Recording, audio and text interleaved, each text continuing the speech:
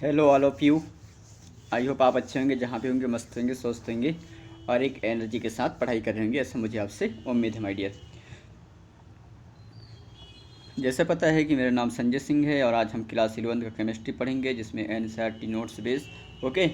और हमारे जो लगभग इससे पहले 8 लेक्चर हो चुके हैं, जो स्टूडेंट नहीं देखे हैं वो जाकर SCS यानी संजय क्रेजी चैनल में जाकर देख सकते हैं। प्लेलिस्ट में जाकर फर्स्ट लेक्चर, सेकंड, फिर थर्ड, फिर फोर्थ, फिर 5, फिर 6, फिर 7, फिर 8 लेक्चर देखिए, उसके बाद 9 लेक्चर देखिए। ओके, तो देख सकते हैं जो स्टूडेंट नहीं देखे हैं, हिंदी मीडियम वाले। ओके, तो आज जो फर्स्ट चैप्टर है some basic concept of chemistry यानी रसायन विज्ञान की मूलभूत अवधारणा है, उसमें हम 3 नियम कल पढ़े थे और उसमें से 2 नियम बचे थे, वो आज पढ़ेंगे माय डियर। उसमें से हम पढ़ेंगे फर्स्ट नियम तुल्य अनुपात का नियम और सेकेंड पढ़ेंगे गैसीय आयतन संबंधित नियम। ओके माय डियर, तो जैसे पता है कि मेरा नाम संजय सिंह है और आज हम पढ़ेंगे केमिस्ट्री 11th क्लास में first chapter. Okay, some basic concept of chemistry. Okay my dear, और अपने फ्रेंड सर्कल में हो सके तो अपने फ्रेंड सर्कल में अधिक से अधिक शेयर करती रहिएगा। ओके, और इसी के साथ हम आज का सेशन स्टार्ट करते हैं माय डियर। ओके,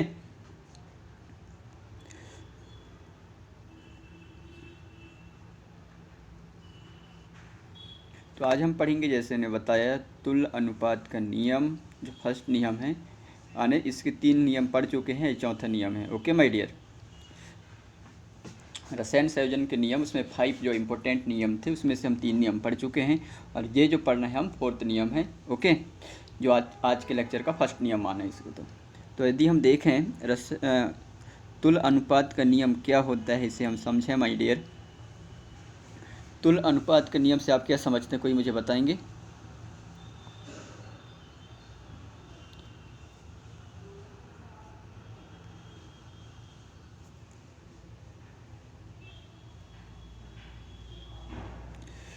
तो इसमें देखें हम व्युत्क्रम अनुपात का नियम, या इसी को बोलते हैं तुल्य अनुपात का नियम। ओके, तो हम इसकी बात करें तो इसे जो है सन 1792 में दिया गया है। ओके, ये याद रखिएगा, आपके क्वेश्चन बन सकते हैं कि इस नियम को कब दिया गया था। तो ये नियम को दिया गया है, रिचटर ने दिया है। रिचटर ने कब दिया इसे? रिचटर ने इस नियम को दिया है और कौन से सन में दिया गया है? तो वो है 1792 में दिया गया है माय डियर।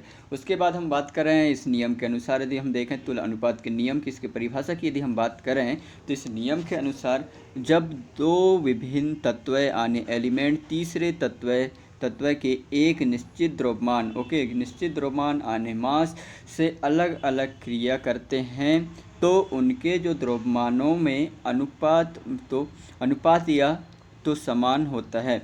ओके, जो अनुपात होता है वो समान होता है और उसका कोई पूर्ण गुणज होता है जिसमें कि वे संयोजन करते हैं। ओके माय डियर, जिसमें वे जब 2 तत्व तीसरे तत्व से अलग अलग क्रिया करते हैं तो उनके द्रव्यमान का अनुपात जो होता है वो क्या होता है? समान होता है माय डियर। ओके, यदि हम इसके एग्जाम्पल बात करें तो इस नियम के अनुसार उदाहरण देखें हम, तो यदि एक तत्व यानी एलिमेंट कार्बन और तीसरे तत्व जो दिए हैं वो एलिमेंट, एक तत्व हो गया कार्बन और दूसरे तत्व हुआ कौन सा? ऑक्सीजन।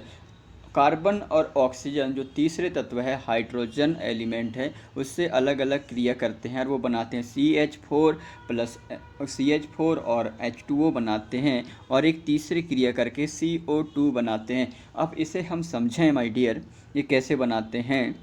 ओके, तो मैं समझाना चाहूँगा माय डियर कि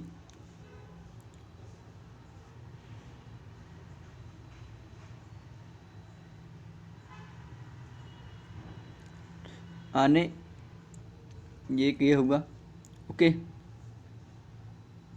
ये बना लेते हैं अपन, समझने के लिए लिखने में हमें आसान होगा। अब हम देखें इसमें एक तो हो गया अपना कौन सा माय डियर? एक हो गया अपना, ये मान लेते हैं हाइड्रोजन। ओके, ये वाला मान लेते हैं हम कार्बन और ये वाला मान लेते हैं हम ऑक्सीजन। ओके, अब इस नियम में क्या कह रहा है कि एक तत्व यानी तत्व कार्बन और ऑक्सीजन तीसरे तत्व हाइड्रोजन से अलग अलग क्रिया करके क्या बनाते हैं? CH4 और H2O बनाते हैं और एक स्वयं क्रिया करके क्या बनाते हैं? CO2 यानी कार्बन डाइऑक्साइड बनाते हैं। अब ये कैसे बनाते हैं इनकी हम बात करें। ओके माय डियर, तो ये कार्बन हाइड्रोजन से रिएक्शन करा के क्या बनाएगा, CH4 बनाएगा माय डियर। ओके, ये कार्बन हाइड्रोजन से रिएक्शन करके क्या बनाएगा, CH4। और ये कार्बन ये ऑक्सीजन से रिएक्शन करा के क्या बनाएगा, CO2 आने carbon dioxide. Okay my dear. उसके बाद ये ऑक्सीजन ये हाइड्रोजन से रिएक्शन करके क्या बनाएगा माय डियर, H2O आने जल आने वाटर माय डियर। ओके, तो रसायन जो है इसमें नियम जो कह रहा है तुल्य अनुपात के नियम, इसी को एक्सप्लेन करना चाह रहा है कि इस नियम के अनुसार यदि हम देखें जब दो विभिन्न तत्व आने, जैसे हम लिए थे यहाँ दो विभिन्न तत्व कौन कौन से लिए, कार्बन और ऑक्सीजन, वो तीसरे तत्व आने हाइड्रोजन से संयोजित होकर जो है एक निश्चित द्रव्यमान में संयोजित होकर यानी क्रिया करके जो है एक सरल अनुपात में अलग अलग मतलब यौगिक बनाते हैं। तो इस नियम के अनुसार यदि हम देखें माय डियर, तो जब दो विभिन्न तत्व तीसरे तत्व के एक निश्चित द्रव्यमान से अलग अलग क्रिया करते हैं तो उनके द्रव्यमानों का अनुपात या तो समान होता है। अनुपात क्या होता है, जो रेशियो हमें प्राप्त होता है वो समान होता है। ओके, समान होता है या उसका कोई पूर्ण गुणज होता है जिसमें कि वे संयोजन करते हैं। ऐसे तो है नहीं माय डियर कि ऑक्सीजन और कार्बन रिएक्शन करके, ऐसा तो है नहीं कि ऑक्सीजन और कार्बन रिएक्शन करके कभी H2 तो प्राप्त नहीं बनाएंगे। वो कार्बन और ऑक्सीजन की रिएक्शन करेंगे यानी क्रिया करेंगे तो CO2 ही प्राप्त होगा। ओके, या CO2 प्राप्त होगा या कार्बन डाइमोनोऑक्साइड प्राप्त होगा यानी CO या तो CO2 बनेगा, उसके अलावा कोई तत्व बनेगा क्या, बिल्कुल नहीं। ओके, यह हम एग्जाम्पल के थ्रू मैं समझाना चाहूँगा। यदि बकरी का बच्चा, ऐसे तो होगा नहीं कि बकरी यदि बच्चा दे तो वो घोड़ा या हाथी या सूअर पैदा हो, बकरी का बच्चा बकरी हो गया तो यह बकरा पैदा होगा ना। रीजन यही है इसको समझाने का तात्पर्य कि कार्बन ऑक्सीजन से रिएक्शन करेगा तो या तो कार्बन मोनोऑक्साइड बनाएगा यानी CO बनाएगा या तो CO2 बनाएगा, उसके अलावा कोई दूसरे तो नहीं बनाएगा ना, H2 या CH4 तो नहीं बनेगा ना उससे। ओके, तो इसमें यही समझाना चाह रहा हूँ माय डियर कि इस नियम के अनुसार जब दो विभिन्न तत्व तीसरे तत्व के एक निश्चित द्रव्यमान से अलग अलग क्रिया करते हैं तो उसके द्रव्यमानों के अनुपात, तो इसमें ये कह रहा है कि जब दो विभिन्न तत्व तीसरे तत्व के एक निश्चित द्रव्यमान से अलग अलग क्रिया करते हैं, आने जैसे हाइड्रोजन ने किया किससे क्रिया, कार्बन से, कार्बन ने किया ऑक्सीजन से, ऑक्सीजन ने किया किससे, हाइड्रोजन से, और ये बने जब कार्बन ने हाइड्रोजन से क्रिया की है तो बना CH4। लेकिन जब कार्बन को ऑक्सीजन से रिएक्शन क्रिया कराए तो वो बनाया CO2 यह CO2 बनाएगा या तो CO आने कार्बन मोनोऑक्साइड या कार्बन डाइऑक्साइड। और यदि ऑक्सीजन कम हाइड्रोजन से रिएक्शन कराएंगे तो जो कंपाउंड बनेगा यानी यौगिक बनेगा वो H2O बनेगा, आने जल बनेगा आने H2O। ओके माय डियर, तो आई होप माय डियर आपको समझ में आ गया होगा, है ना, और नहीं आया हो तो कमेंट के जरिए पूछ सकते हैं। उसके बाद हम बात करें नेक्स्ट माय डियर। ओके, और पढ़कर मज़ा आ रहा है कि नहीं ज़रूर कमेंट सेक्शन में बताइएगा।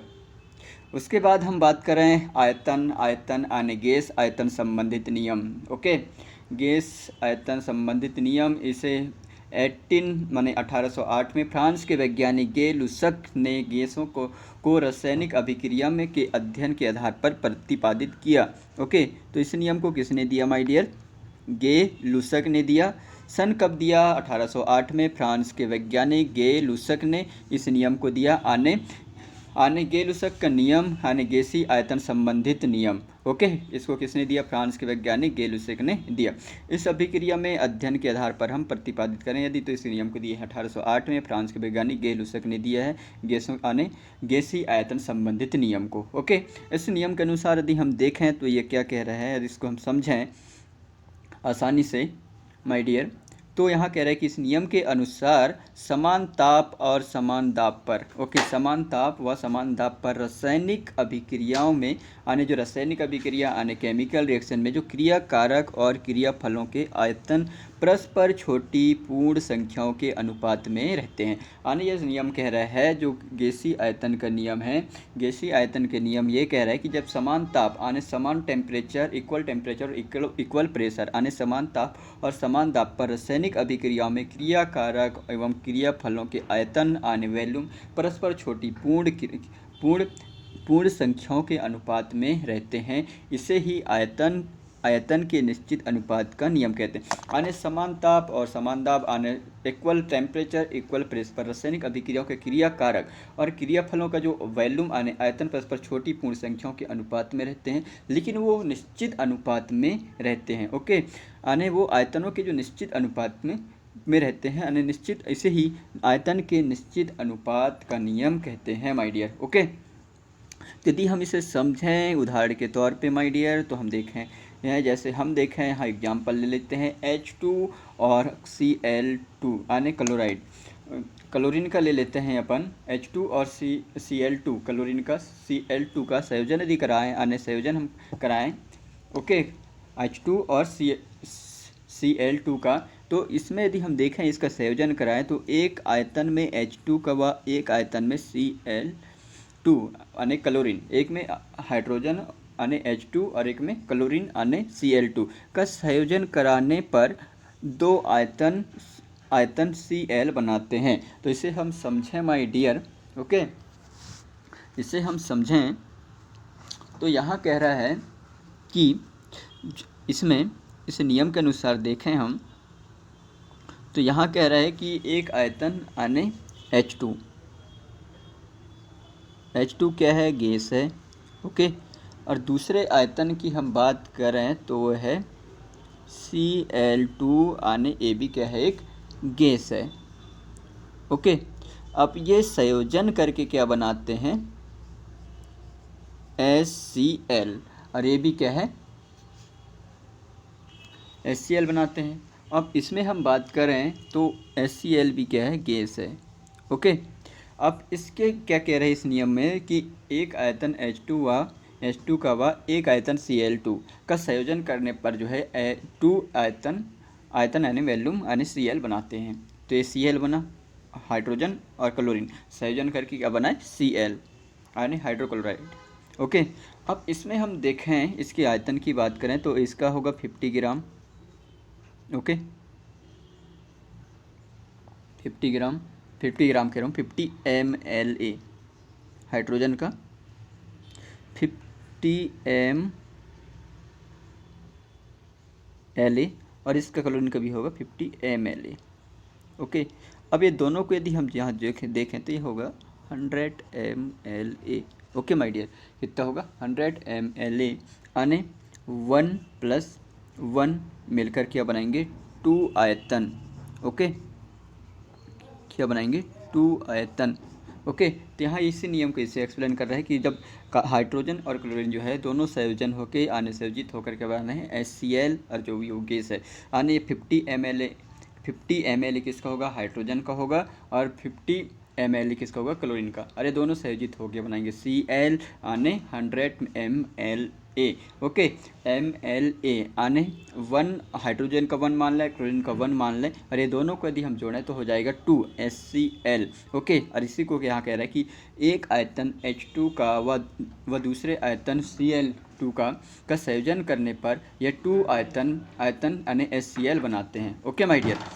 तो ये था आज का नियम, और हम 5 रसायन संयोजन का नियम 5 अपना समाप्त हो गया माय डियर। यदि नहीं समझ में आया तो आप कमेंट के जरिए पूछ सकते हैं, ओके माय डियर।